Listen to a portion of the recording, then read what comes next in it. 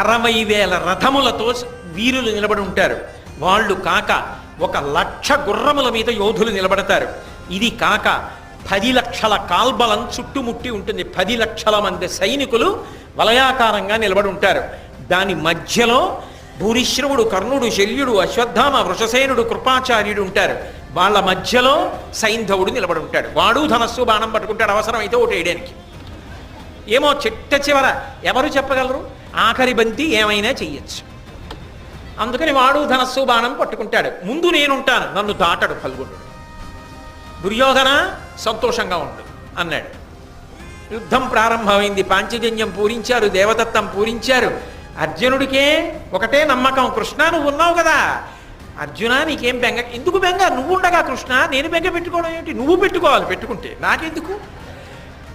భగవంతుడిని నమ్ముకున్నవాడు అలా ఉంటాడు. భగవంతుడు వీడి గురించి బెంగ